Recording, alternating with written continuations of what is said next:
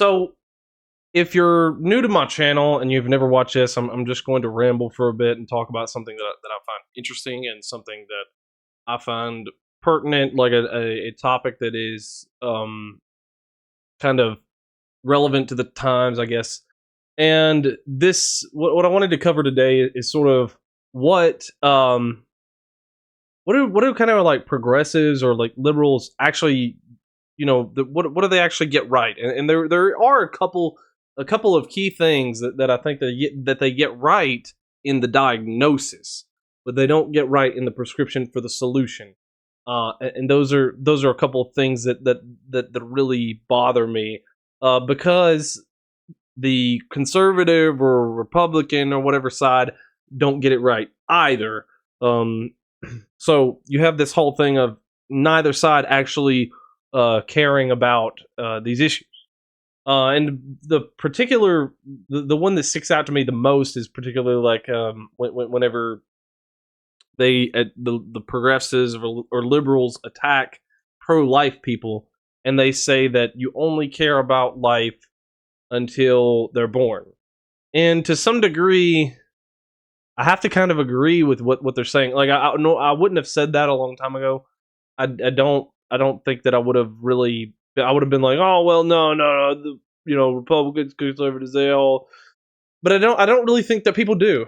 I really think a lot of the conservatives, other than the idea of, okay, well, you need to have parents, you need to have the kids raised in a household. Um, they really don't care. They don't care about the outcomes of the children. They don't care about like what.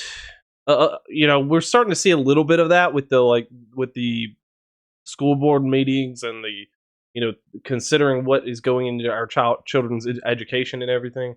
But that's just mostly because the material is bad. They're not looking at the entire curriculum. They're not really trying to make sure that these are getting the best outcomes. They don't really care much about it. A lot of even the most conservative of conservative type people that I know, they're very willing to like just drop their kids off at school, pick them up, get them to bed, never talk to their children. They're basically there to facilitate them. This is why I don't think it's necessarily public education that's the problem, but I think it's the way that conservatives often view the use of public education. I mean, no, progressives are no better. They view it as a vehicle of getting apparatchiks and training their next generation, I guess. But as far as the conservative sort of aspect of viewing education, it's like, this is the daycare where I drop my kids off for 8 hours and then I can go work a dead end job and slave away so that I can pay for all the stuff that I'm going to have, like the food, I mean, besides food, but like I'm going to give food to my children, and then I'm going to bathe them, clothe them, all this kind of stuff. Other than that, I feel I have no personal responsibility to that child. I don't have to interact with that child. I don't have to raise them properly. Other than, maybe I tell them, them's American values and them conservative values, and doggone tell you what, roll tide, Bud Light, NASCAR. But that's the only responsibility that they feel that they hold to the children. They don't feel that they have like a legitimate duty to raise these children and to give them the nurturing and the things that they need to be able to become vital members of society, and not that doesn't just mean valuable members of society. Like a lot of people want to put like a net worth or a dollar value to the value of someone on society. I don't see it that way. That's my conservative, real true conservative kind of nature, is not looking at it like, and this is just where it seems so weird for me how modern conservatives look, because they're very like materialistic. They think that like your value to society is based on your net worth and this and that, and like there's a lot of them that are like that. I mean, they won't always admit it, but they definitely view it in that way. Like, well, are you, or like, let's say something like me doing a programming job, and they don't see that as so vital to society. And I understand that it's not something that is a critical component of physical infrastructure. But I mean, the way modern things are, it is necessary in some form. And if it wasn't necessary, then there wouldn't be any demand. They wouldn't be trying to offer opportunities for that. But so they'll just say like, oh well, you can get paid like $200,000 a year, work, driving a truck, blah, blah, blah, blah, do this, do that, go be a construction worker, blah, blah, blah, blah, and all this kind of stuff, and you make a lot of money being a construction worker nowadays, because nobody won't be in them trades. Them kids ain't worth nothing, whatever. So I see how and even in that, like you see that they're not concerned about like, okay, do these people have the capability to have their own family formation? Do they have the capability like that's where the sort of pro-life argument breaks down for a lot of the conservative. I promise I'm coming back to my original point. I just ramble for a bit, and sometimes I get sidetracked. But essentially, yes, like when you're talking about jobs and employment, with we have so many mothers in the workforce. We should have, if we're going to have women working, we should have some form of guaranteed maternity leave, and preferably some form of paternity leave too. So because that way both parents get to be with the new child that's being born, and then that way they can actually experience that and deal with that, and not just and hopefully it's a reasonable amount of time to where they're not just thrust back in the workforce. And I mean, you don't have to have all of that. I mean, men can just go back to work, generally speaking, because they're not in that involved. But with the way things are nowadays, with how disconnected families are, I think that it's kind of required, because if in previous eras, like I just look at it as a whole, like look at across time, what is going to be vital for our situation currently. And for our situation currently, you do need some kind of paternity leave, because mama, mimi, whatever, blah blah blah, aren't going to be there for that kid. They're not going to always be able to. They're going to want their time. They got to go boating out on the boat. They got to go do this. They got to go do that. See the world, whatever. They don't want to deal with grandchildren. They don't want to deal with this kind of stuff. It's not their problem anymore. They raise their kids. They don't have to raise anybody else's kids. This is sort of the failure of the conservative like mindset, is that there's no duty to the next in line. No duty to the next in line, other than the true conservatives and actual conservationists, like people who really want to preserve this world and preserve the statutes and the things that make it work and make it work good, well for all of us, work for the betterment of all of us.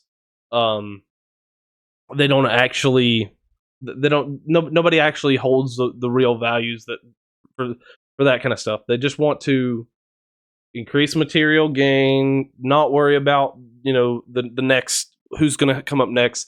And this is why you see so many of them turning, like the kids turning to progressivism or socialism or whatever, whatever it may be, whatever their new religion is, because it's so easy to look at that worldview and say, well, they have some positive vision of the future, or even if they have a negative vision of the future, like where the climate change, the world's going to end. Well, we have something we can do about it, right? And usually that something is not a good idea, like taxing everyone out the wazoo, but it's still a solution, whether it's the correct solution, whether it's a good solution. They don't really care. They want something that is actually going to work for them, and at least patronize them. And the modern GOP, modern Republican Party, modern conservatives in general, they don't want to patronize anybody. What they think is they don't care about the family formation. They don't care about raising children. They don't care about a lot of these things. in the actual sense of what are you offering for this, and we've gotten to that stage where now it is about what you offer, what you have to offer as far as what are you going to give me as a politician if I'm going to vote, if I'm going to vote for a Republican politician. What are you going to give me that is going to make my life tangibly better? That will improve that quality of life for pro life, quality of life, going forward. What are you gonna help me create more? If birth rates are low, let's create more children. Okay, well, you got to incentivize that. Incentives matter, and something that I always say is people act their incentives, and you're not incentivizing anything by saying, well, there's no point in, like, if they're gonna have kids, they're gonna have kids. Who cares? We can import people from every third world country imaginable. We can import people from Mexico. We can import people from every other country on the planet, except for having homegrown, home raised people here in America. I mean, if that's how you're going to view it, you viewing America as an economic zone, as Aaron likes to put it, rather than an actual country, then you're losing all of that identity. You're losing all of these people that don't want to opt into the system anymore. And that's why I look at countries like Japan, whether or not this is like actually, whether it's true or not, what they portray and what I see on the media, as far as seeing people vlogging in Japan and this kind of stuff. They don't have these same problems. They don't have this kind of societal friction that we have in America. And I could see why, if I just wanted to go create a family and not be, completely destroyed, like completely demoralized to death, I would probably just move there. I mean, I'm just I'm just being honest. But I guess that's sort of the first thing. Yes, I mean, conservatives or Republicans, they don't really act out those pro-life things in the fact of actually encouraging an improvement in our personal, like, lives, as far as trying to introduce some tangible benefit to our current system. Like, they would much rather just import up people and not actually improve for the people that are here and who are trying to have children here and trying to live lives here. They just don't care about you. I mean, that's just a fundamental. I mean, even your own citizens, they don't want to do it because they don't view it as a responsibility. It's a very much NIMBYism. It's not like, and I'm okay with some NIMBYism, like not in my backyard. I'm okay with some of that, because I don't necessarily want certain things to be in proximity to me as well. But it doesn't mean that we should just completely, like, say that this is not my problem all the time. At some point, the party of personal responsibility has to take some responsibility. And this comes to the, like, second point that, like, progressives or liberals make that I actually believe is very true. And they say, well, the so-called party of personal responsibility strikes again, right? So like they say something along those lines. But it's talking about the party of personal responsibility, which, the Republican Party or the GOP claim to be a party of such, like, personal responsibility. Oh yeah, you take your personal responsibility, take responsibility of this, responsibility, responsive.